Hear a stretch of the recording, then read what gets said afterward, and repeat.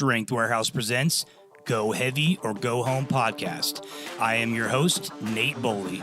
In this podcast, we talk about strength, fitness, nutrition, and all things Strength Warehouse related.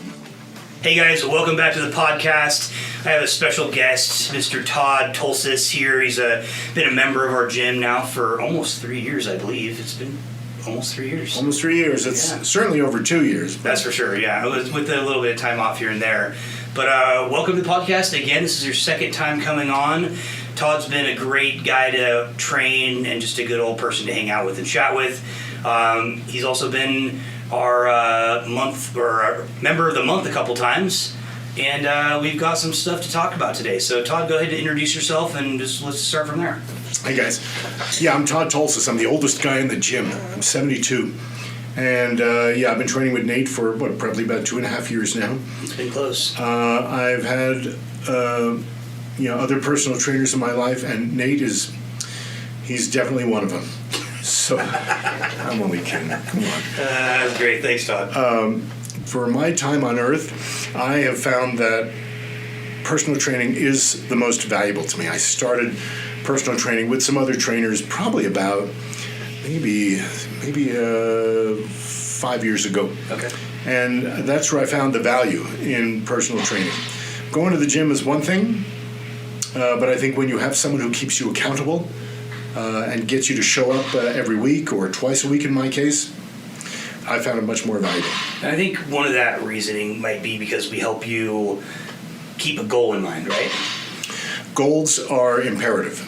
Like I say, you can just go to the gym and you can work up a sweat, on the treadmill, on the elliptical, or lift some weights, or just the cable machines. But if you don't have a set goal in mind, you're sort of going to be on a permanent plateau. Yeah, and it's easy to not come the next day. It's easy to not come the next day. It's easy to to fall back on the couch and watch the Duck game, or bust open that bag of oatmeal cookies. Dude, I love oatmeal cookies. It's so easy. But when you have a goal in mind, for me, I think I was getting ready for my 50th high school reunion back in 2019, and now you know how old I really am.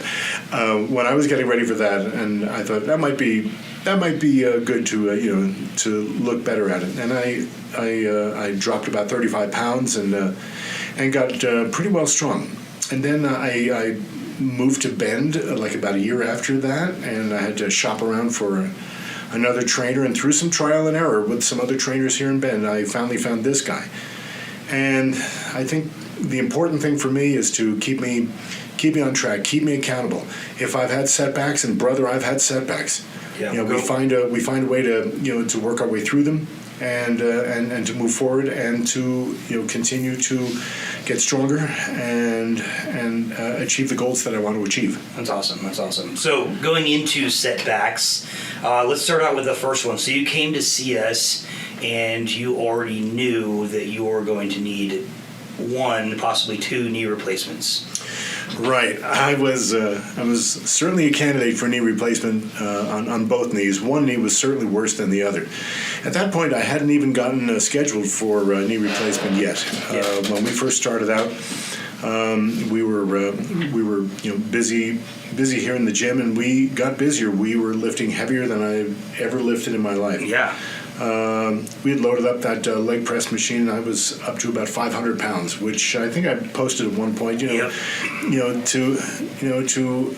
To record holders like Nate and some of the other trainers or some of the other clients here at Strength Warehouse, that may not be as impressive to some of you, but to an old guy who's 72, when you can push 500 pounds of iron around, it's impressive. For multiple reps, too, not just one. Yeah. That's good. I really enjoyed that, and hopefully we can get back there someday soon. Yeah, I'm hoping so. We're still, we'll get into why we're still a couple hundred pounds short of that right now, but actually less than a couple hundred pounds, about 150 short. But we're moving towards it. Okay. The idea was to do as much strength training as we could prior to knee replacement surgery. Yeah. Right? And the surgeons are totally on board with that. Physical therapists are on board with that. Get as strong as you can before surgery, because you will have to start not from the beginning, because you'll have a lot of muscle memory. Yeah. And you will have muscles ready to go. but it's going to take a little while for you to get back to where you were. So the more you can do up front, yes, gets you quick. The shorter you go back right. as far, and you get back much quicker. Right. The shorter your recovery time will be, and the faster you'll get back to where you were prior to a knee replacement surgery. That's really cool. I wonder how. 'Cause I don't think that's always been what surgeons and PTs have said in the past. If you go back a few decades, it probably wasn't. Yeah. Now, in knee replacement surgery, they want you up and walking immediately. Yeah. I mean, within a couple of hours after surgery. Yep. Within a couple hours after surgery, after I wiped all the anesthesia out of my brain, they had me walking up and down a little staircase that they had in the hospital. Because, first of all, they wanted to make sure I could, walk around where I could walk around at home. Yeah. And I live in a 3-story house, so I've got some stairs to navigate. But they want that knee flexing right away. When you get out of surgery, that whole knee area is swollen severely. I bet. And my physical therapist said, it is going to be swollen for a while. I said, why is it so swollen like that? And she says, if you knew what they were doing to your knee while you were knocked out, right. you would understand why your knee is so swollen. Yeah. So I've tried to watch the YouTube video of knee replacement. I think I got 10 seconds into it, and I said, "That's it. I am I am watching that no more." Yeah. So cool, man. Well, fast forward. You got all the PT. You had some small setbacks during your recovery on the driveway of hell. the driveway of death. The driveway of death. That's right. Driveway of death. Okay, tell us about that. Yeah, so I had knee replacement in April a couple years ago. And so I rehabbed this knee all summer long, and I did it like that on purpose. So it was at the end of ski season. Have the surgery, and then take all my physical therapy, and that was maybe about 10 weeks of physical therapy twice a week, I think. And then they cleared me to go back to the gym. They cleared slowly but surely. They cleared me to go back on my bike so I could ride again. And the last thing they cleared me for was to come back and do weights again. Yeah. So the summer came, right? Now we're September, October. We're getting in the last of our biking before the cold weather sets in. And now it's November, now it's December, and man, I'm ready to go. I am ready to go for ski season. I can't wait. My knee feels great. It's raring to go.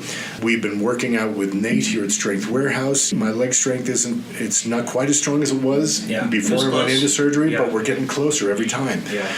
Now I'm loading up the car for my first day of skiing up at Bachelor.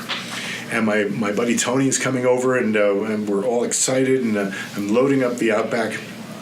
And the driveway was full of snow and ice, and my neighbor comes out to say hello, and I walk down the driveway carefully, right, to say hello, because I know the driveway's super slippery.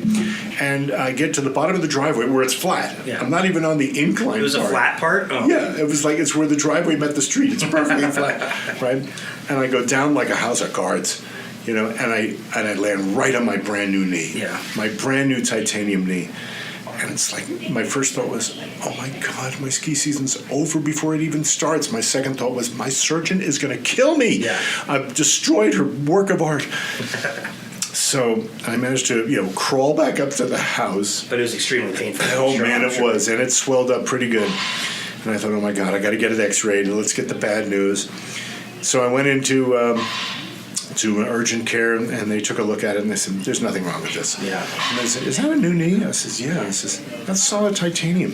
Yeah. It's going to take a lot more than bashing it into the concrete to mess this up. And I said, oh boy, okay. Cool. So I got in to see the surgeon a couple of weeks later, and she looked at the x-ray and basically said the same thing. Yeah, that's a brand new knee in there. You don't have to baby it. I said, well, I probably shouldn't bash it into the concrete and the ice either. Right. So a little bit of physical therapy, and a lot of ice packs, and get that swelling down. And now it's about 3 weeks later, and I am ready to go skiing again. And I don't think I was loading up the car. I think I was just in the driveway doing something. I thought you were taking the trash out or something. Taking the trash out, yes, because we have roll carts like everybody, and the driveway is super steep. Yeah. And I said, well, I'll be goddamned if I'm gonna gonna take like the bin that holds the bottles and glassware. I'm not gonna, I need something to hold on to. I said to myself, I will just slide that sucker down to the street and call it good. But the garbage and the recycling carts, you gotta hang on to those. So. Yeah, sure enough, the exact same thing happened again. Same spot? Yeah, pretty much the same spot, but this was a trifecta of disaster. Not only did my left foot slip out, so my left leg goes out in front of me, which means my right leg, my brand new knee, again bashes into the ice and the concrete. I roll, the impact was so severe, I end up, getting thrown against my car. My head bashes the door of my car. My wrist gets wrenched around because I was trying to stop my little slip. Break. Yeah. And so, man, it was just a trifecta of disaster. So, yeah, sure as crap, I, crawled back up the driveway of death to the garage. And my wife is like, she's still sleeping, and I'm like on the couch going, oh, my God, I can't believe this happened again. She comes downstairs and goes, what happened to you? Did you take out the garbage? I fell in the driveway of death again. Not again. Yes, we're off to urgent care again to see if I mashed it up this time. Yeah. Again, that titanium knee, just said, basically said, is that the best you got? Yeah. Hold my beer. Pretty much hold my beer. That's funny. Not funny. It sucks, but it's also quite funny.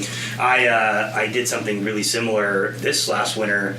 I slipped out of my truck, banged my knee on the door, hit my head on the car door, slammed my elbow, slid down the hill afterwards. My daughter Grace is just cracking up laughing in the background, and I'm like limping, like it's not funny at all. Yeah, she thinks that's a riot. I keep telling you, you have to show her some Laurel and Hardy movies. I'm going to. That, and she actually really likes the Adam Sandler movie where they go down and they're watching the rollerbladers come down the hill. I think it's called Big Daddy, and they throw the sticks in front of them and they hit the stick and fly into the creek.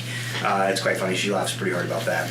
So we're off to urgent care. We checked it out again, right? And the guys orders up some more physical therapy to get it swelled up again. Yeah. But nothing's busted, no tendons snapped, and nothing's cracked.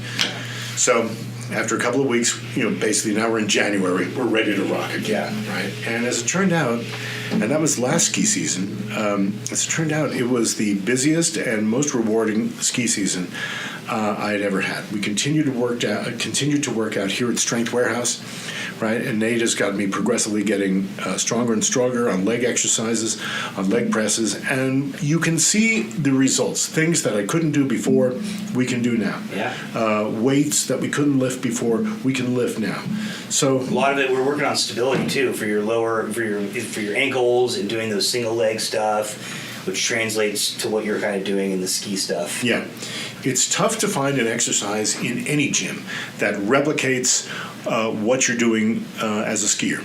And I'm sure any trainer will tell you that, because there isn't a real ski-specific exercise. Skiing is a dynamic movement exercise that, or sport that requires a lot of different muscles to fire at different intervals, some at the same time, some at different, because there's so many things going on that you're doing.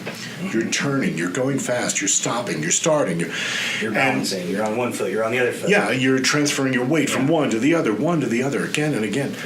So, in fact, just recently we found through trial and error an exercise here at the gym I've done a couple of them, that Nate concocted with a band.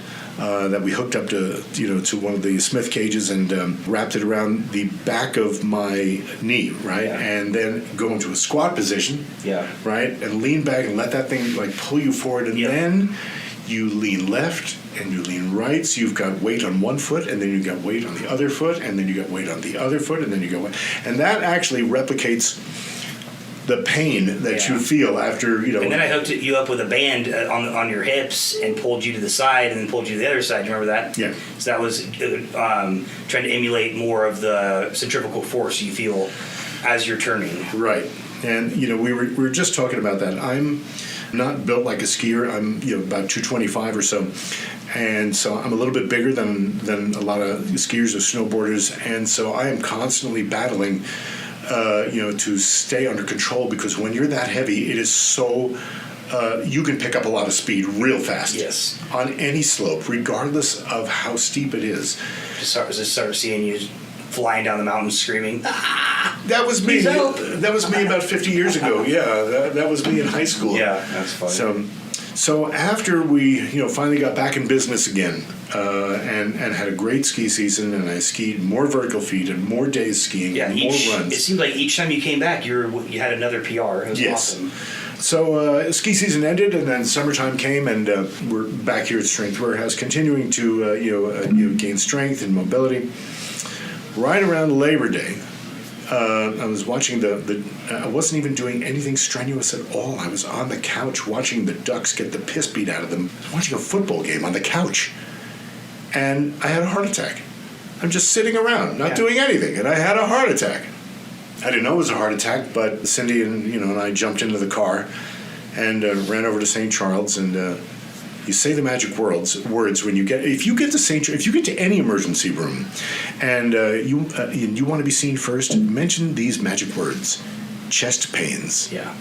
And you get to the front of the line immediately. Yep. So sure enough, I actually did have chest pains. And so they rushed me in and did a bunch of tests on me, and sure shooting, one of my arteries was clogged up completely. Yeah, 90%? Pretty much. Yeah. And so they put a stent in the clogged up artery. Now that one's wide open again.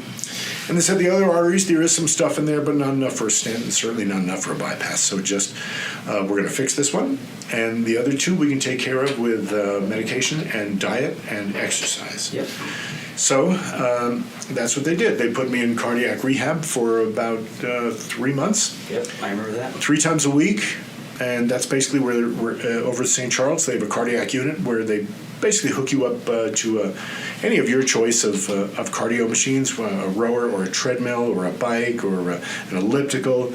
They've got just about everything there that can get your heart rate up, and they hook you up with some wireless monitors, and they keep an eye on you while you work out for about 40-45 minutes or so. And they monitor your blood pressure and your heart rate and your blood oxygen and things. And after about 3 months of that, they finally cleared me to go back to the gym. At first, they wouldn't let me ride my bike, and the reason for that was they ran the wire with the stent in it from my wrist all the way up my arm and into my artery. Yeah. That's the way they do it. They used to do it through your groin, which, sounds as hair-raising, as you could possibly imagine. For sure.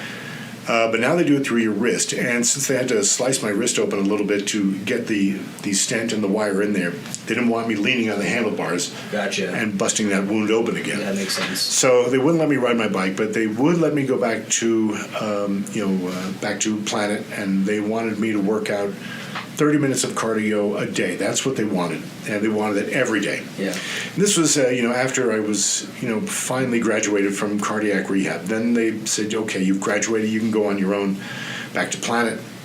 I said, what about lifting weights? And they said, we're going to hold off on that for a little bit because they specifically did not want me to do squats, where I think they're perhaps maybe unfamiliar with lifting because some of the mistakes inexperienced lifters make is they don't breathe when they lift. Yeah, their blood pressure is spiking through right, the roof. And they hold their breath while they're under load, and they didn't want me to do that.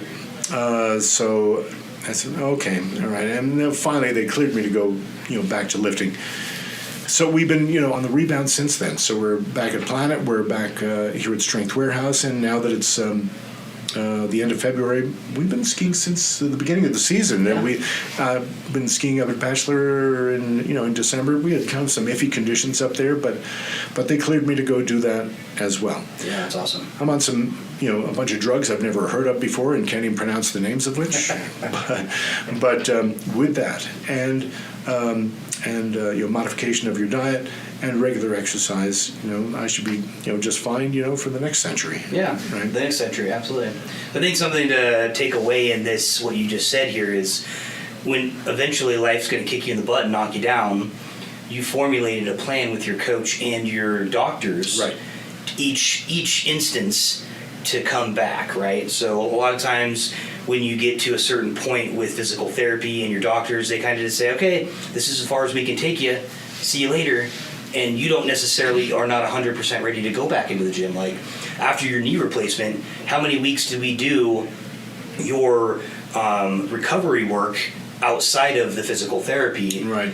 Because they were like, hey, your sessions are all done, your insurance only pays for X amount, but you weren't 100% right. And so we were working on those types of things, and it'd be really difficult for you to do that on your own. And then same thing with your heart attack. Like, we chatted, we worked on some really low stuff at first, and we chatted, and I said, hey, go ask your doctor about these specific things. Mm-hmm. You came in one day and were really lightheaded. And so we chatted with your doctor about that, and they said, hey, don't take your medication within so many hours of coming in. Right. Again, if you don't know these types of things and you don't have somebody being like, hey, this is not right, like, let's chat with your doctor about this, there could be potentials of reoccurring injuries and, frustration and that type of stuff. So building that holistic plan is, I guess, what I'm trying to, Exactly. This is where, your personal trainer, your physician, and your own drive will work together to find the best plan, what works the best, a little bit of trial and error in there as well. Yep. Mm-hmm. But we're back doing what we like to do.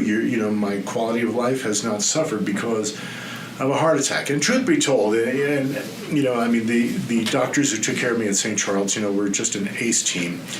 And they said, this is more of a bump and less of a crash when it came to a heart attack. Those were their exact words. This is, if you're going to have a heart attack, this is probably the one to have. What it allowed me to have is a bit of a wake-up call to modify diet, continue with the exercises that I was already involved in, the active lifestyle that I was already enjoying, and keep the drive for the quality of life that I wanted to have all along. That is, continue skiing in the winter, continue biking in the summer, playing softball in the summer with the other geezers, and enjoying life, not just having to, I had a heart attack, I guess I'm going to sit in my recliner and complain until the mortician comes after me, Yeah. So speaking of that, you said you're going to go do some softball this summer or this spring. Yeah, I usually play softball every summer. Here in Bend, we have a Masters League. It is I think it's a 50 and over. I think it's a 60 and over league. That's what it is. And I'm one of the elder statesmen at 72. But I'm telling you, some of these guys at 60, 61, 62, they can still run. They can hit like a bandit. And, for me, it's all I can do, just to find my way to the plate, quite honestly. But they don't care. It's just, you need somebody to walk you up to the plate? They walk me up to the plate. Okay, stand here. Okay, now someone's going to throw a ball to you. Oh, wait, where am I? Somebody's going to throw a ball. How many strikes do I get? That's funny. And it's a great bunch of guys. You guys play over in the We're usually right? at Pine Nursery. Pine Nursery, yeah. That's a good spot. So, and they play over there, I think, once a week or so. And some of the guys, they already started batting practice earlier this month. I mean, like in mid-February, we had a couple of warm days here. Oh, yeah, for sure. And one of them fell on a Saturday. Yep, I remember that. It was just a couple weeks ago. And the guy, sent out an email to everybody, who plays, and said, hey, we're going to get together out of Pine Nursery. Let's take a few swings. That's cool. Softball is probably not the best sport for the longevity of life. It is a brutal sport on your musculoskeletal system. Yeah, for sure.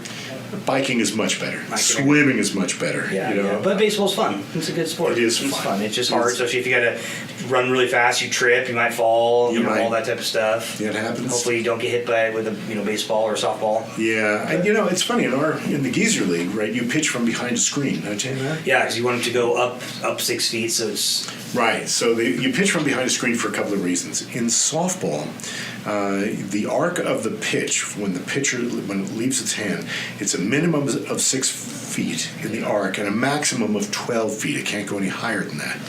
But to make sure it's a minimum of 6 feet, right? They've got like a 6 foot, sort of like a chain link fence inside of like a little frame. Yeah. Right? And you have to make it over that little frame. This frame stands in front of the pitcher's mound, so you have to get it over that. If you get it over that, that's 6 feet. Is it just does it just roll out there? Because it's not always there for like regular. Yeah, they carry it out there. Gotcha. Yeah, it's not like posted in the ground. No, they can carry it out there. Cool.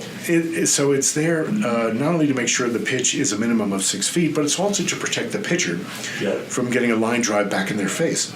Right? Because we're old, we're fragile. Nobody wants to get hit with a baseball. Oh man, I'm telling you, it's the worst. Or a softball, if that matter. What's the speed after the? Do you know what the speed of the pitches are? They're pretty slow. Well, it's slow pitch. That's why they call it slow pitch. And then the hit. But the hits are much harder. Much harder, yeah, for sure. Yeah. But they're not anywhere near like a MLB. 160 mile an hour ball coming. No, the balls are much bigger, so they do leave the bat, at a slower pace. But still, they can come off the bat pretty hard. In fact, in senior league, you're allowed to use bats that are higher performing bats than what is allowed in any of the other softball association sanctioned games, and that includes Metro League here in Bend. Yeah. The geezers are cheating. Well, they figure geezers are old and they can't hit. Oh man, that's the wrong. Yeah, dude, you're wrong in Bend. It's in the Pacific Northwest. Yeah. So we wanted to start like a Legends course, and a lot of people in our that we know that do it, they started out at 55. I was like, dude, some of the 55-year-olds are in better shape than me, and I'm only 40. Like some of the 60-year-olds are in better shape than I am. All around, right? So we're like, maybe we should do like a 65 plus like Legends course or something, just to get some of those older folks in there. But yeah, man, that's awesome. Congrats on overcoming. A lot of people in your position that's had things happen like that you've had would give up. And wait for the Reaper to come get you. Wait for the mortician, right? Wait for the Undertaker to come around and start making that old pine box. But people live here in Bend, I think for the most part, are living here for a reason. And these are people who do embrace an active lifestyle. Whether it's the outdoor stuff, or whether you're just a gym rat, or whether you're a lifter, whether you're a skier, snowboarder, or you're out there fishing, or playing tennis, or pickleball, or rock climbing, or there's so much going on in Bend to take advantage of. Yeah, and the thing is, I think there's a lot of places to go get fit here in Bend.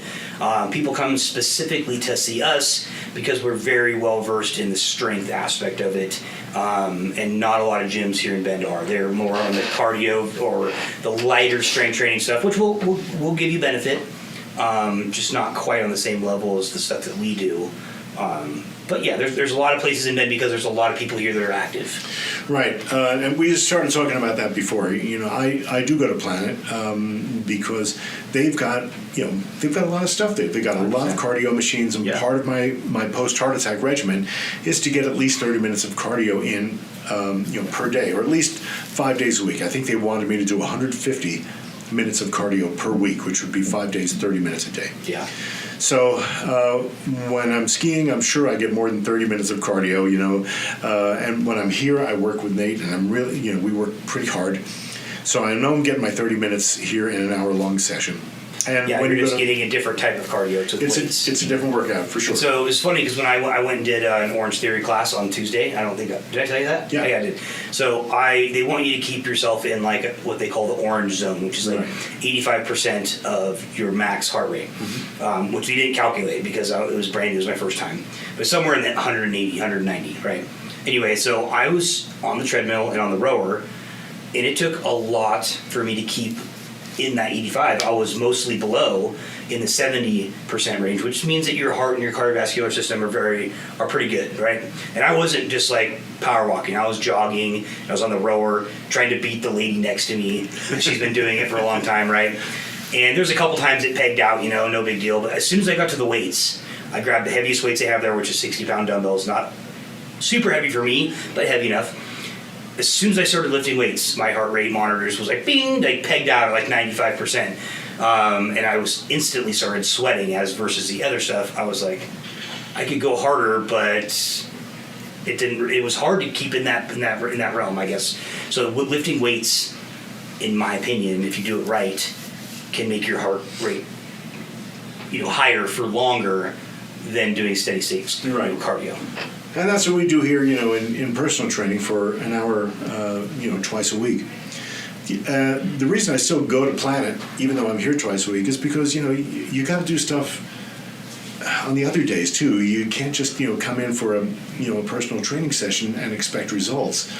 once a week or twice a week. Yeah, I mean, you can get some results. It's just not going to be as fast. And somebody who's as acclimated as you were really looking for something specifically niche, right? Yeah. So if somebody comes to us and they haven't been doing anything 1 or 2 days a week, they can get some really good results.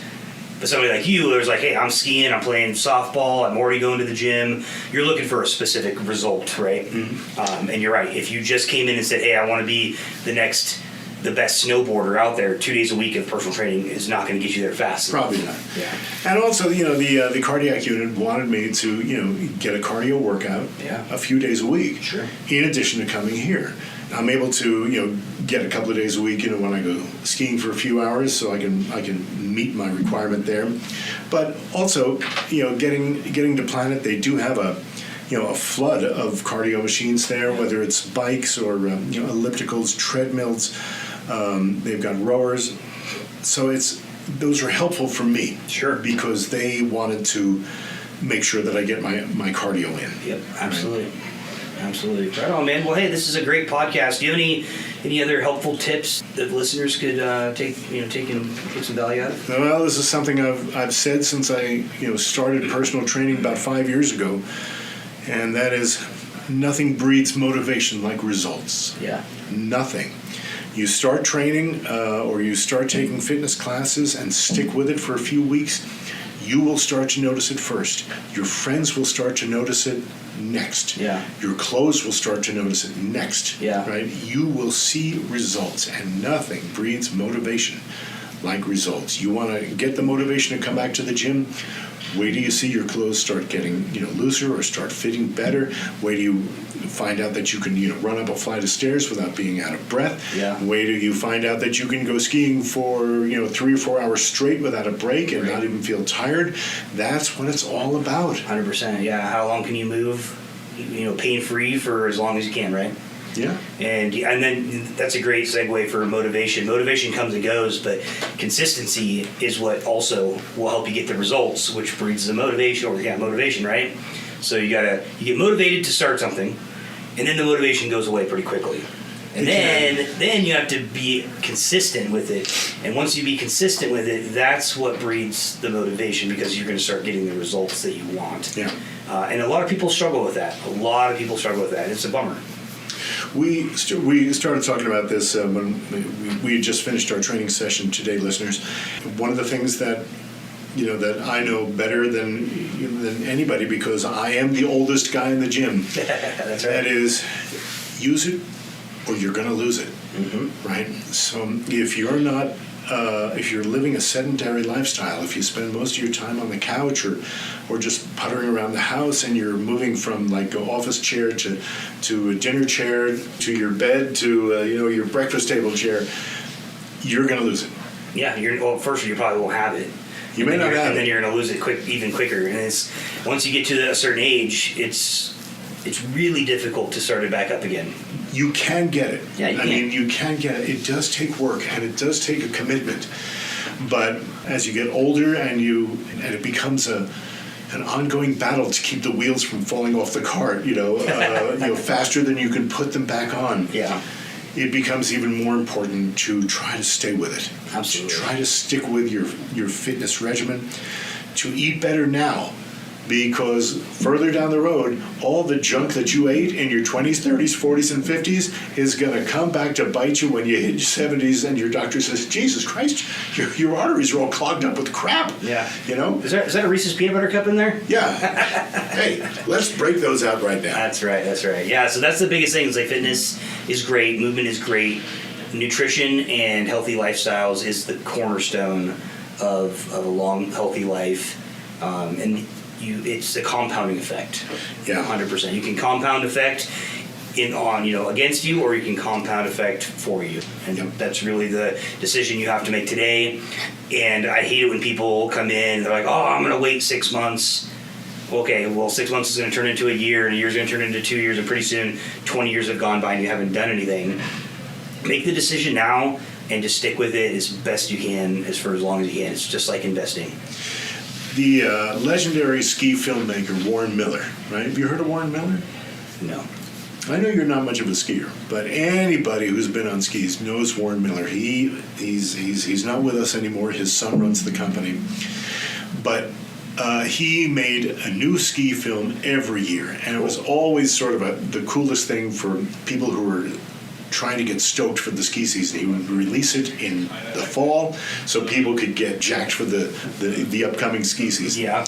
And Miller would usually grab a handful of Olympians or ex-Olympians and fly them to the most exotic places to ski, or send them up to the highest peaks, the most impossible slopes to ski, and then sprinkle a few YouTube moments in the film where people are like getting off the lift and they fall flat on their face. You can't see enough of that. Right? That's cool. It's just hilarious. Like bloopers? Yes. Cool. Yeah. Cool. So it was usually a good hour and a half film, and it was just great entertainment. At the end of each film, he would narrate each film, and at the end of each film, he used to say the same thing, and it was, if you've enjoyed all the great places that we took you to today, just remember, do it now. Yeah. Because next year you'll be a year older. Mm-hmm. And you may not have a chance. Yeah, you may not have a chance. It may be more difficult. What he wasn't saying is, you may not be in as good a shape.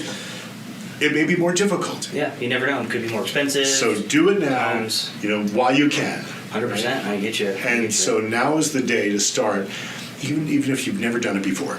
Yep. Now is the day to start your fitness plan. Absolutely. Because tomorrow is like one day later. Yep, it's one day later. One more day off the clock. All right, man. Well, hey, thanks, Todd. I really appreciate you being on the podcast, sharing all your awesome insights and your story with us. It's always a pleasure to have you on, and it's inspiring. I hope that I can make it to 70 and be in as good a shape as you are. Most of my family, actually every guy in my family, has died at age 70 or below. And so hopefully I can be the first one to do that. I am sorry to hear that about your family. Yeah. We've had lots of diabetes and heart attacks and just unhealthy men in my life. So I'm hoping to kind of break that chain. Well, but I'm the only one that's ever consistently gone to the gym, the only one that has actually owned a gym. So hopefully I'm on a little better trajectory than their lives. So I think you're gonna do just fine. I think so. But all right, guys. Well, hey, thanks for joining us today on the podcast. And speaking about saying the same thing every time, remember that success is not final, failure is not fatal. It is the courage to continue that matters. And everything you want this life is on the other side of your fear. So go out there today and take some action. Thanks for joining us on this epic journey of strength. If you liked this episode, please leave us a review and share with a friend. To stay connected, hit that subscribe button. All right, until next time, go heavy or go home.